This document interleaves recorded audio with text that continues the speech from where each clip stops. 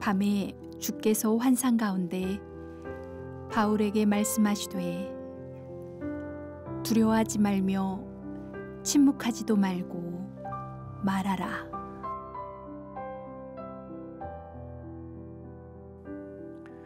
성경을 읽다 보면 두려워하지 말라라는 말씀이 많이 나옵니다.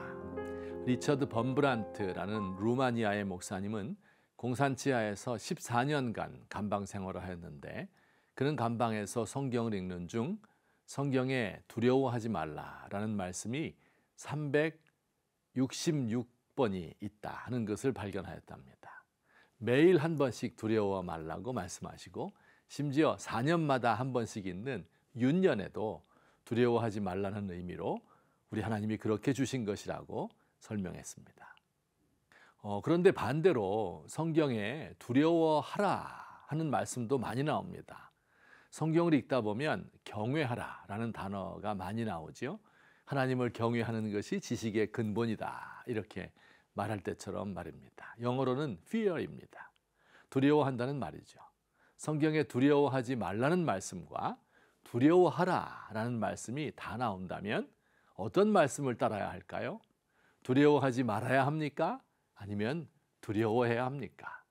답은 둘 다입니다. 우선 두려워할 수밖에 없는 이유를 살펴봅시다. 오늘 고린도에 온 사도 바울은 무엇 때문에 두려워하였을까요? 첫째, 그를 둘러싸고 있는 현실이 그를 압박하기 때문입니다.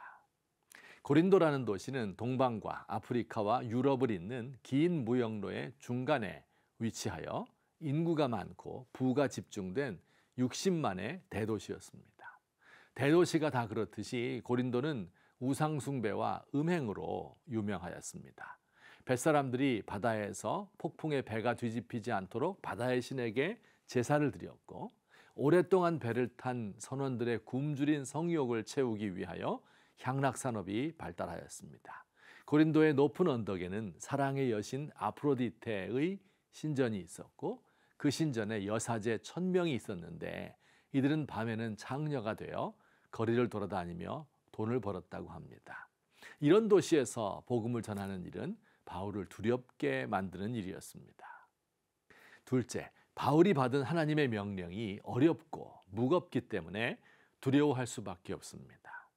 이교도 도시에서 복음을 전하는 것은 단지 교회를 세우는 것만이 아니지요.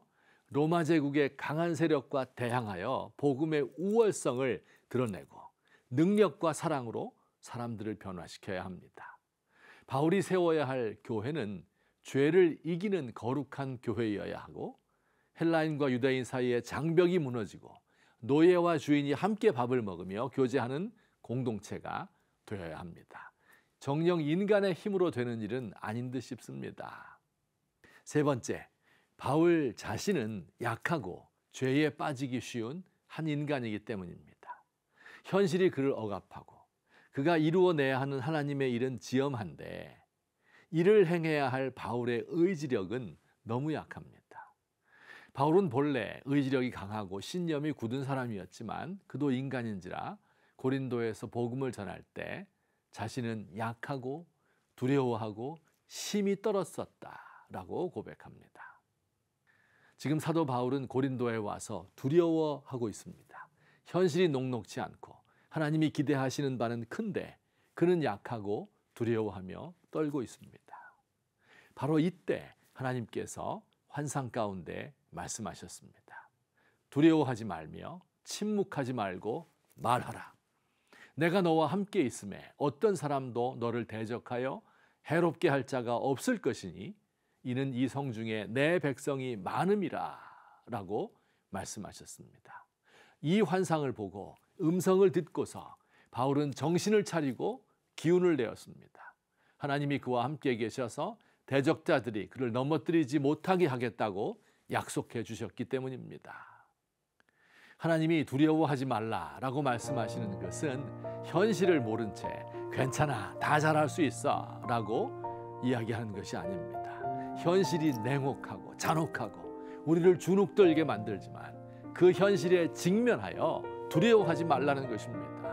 나의 연약함을 주께서 잘 알지만 연약한 나에게 능력 주시는 하나님을 믿으라는 것입니다. 지금도 두려워하는 성도들에게 나타나셔서 두려워 말라고 말씀하시는 하나님의 음성을 듣고 힘을 얻으시기를 바랍니다.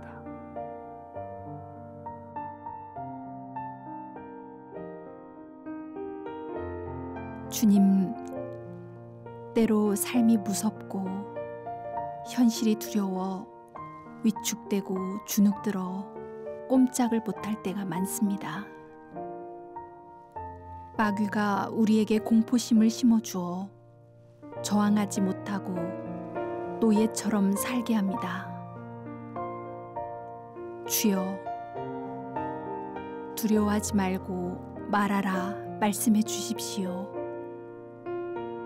저의 떨리는 무릎과 힘없이 축 처진 어깨를 붙들어 주십시오.